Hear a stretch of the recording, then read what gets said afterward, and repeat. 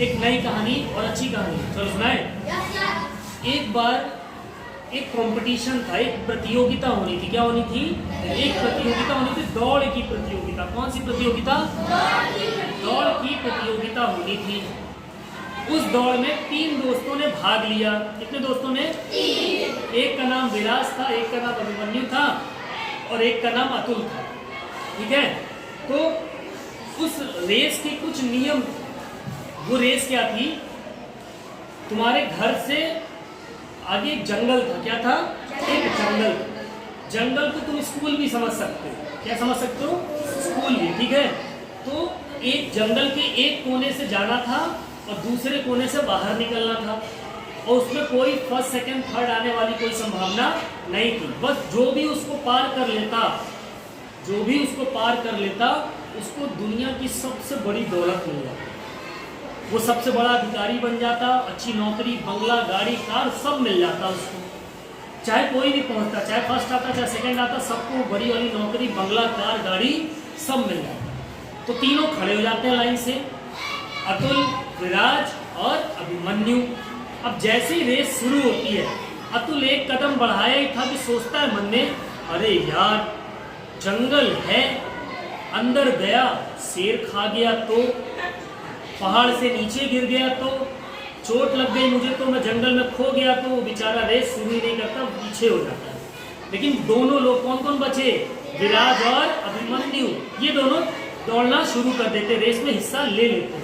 अब आधा रास्ता हो जाता है जब, तो अभिमन्यु नीचे गिर जाता है, उसको चोट लग जाती है, कट फट जाता है, सांप दिख जाता है उसको।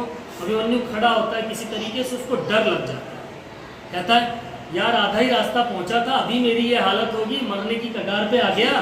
आगे गया तो पता चला मैं तो जिंदा ही नहीं बचूंगा। तो आधे रास्ते से ही वापस आ जाता है।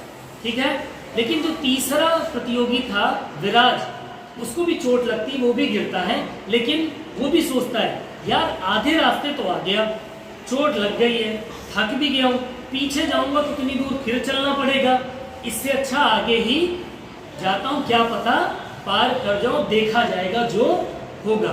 धीरे धीरे करते करते करते वो पहाड़ को पार कर जाता है और वो भारत का सबसे बड़ा अधिकारी बन जाता है, और उसको दुनिया की सारी शान और शौकत, सारा गाड़ी, बंगला, नौकर चाकर सब मिल जाते हैं। कितना खुश होता है वो अपनी लाइफ में। अब कुछ सवाल तुमसे, कितने खिलाड़ियों ने भाग लिया था?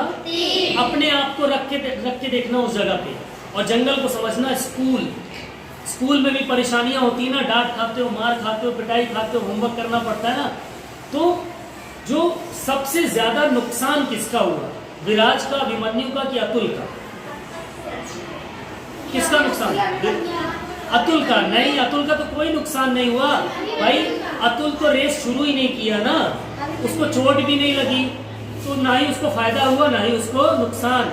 तो नुकसान हुआ दूसरे खिलाड़ी को। किसको? अभिमन्यु को, जो आधे रास्ते में आ गया, जिसको चोट भी लग गई। और सबसे ज्यादा फायदा किसको हुआ?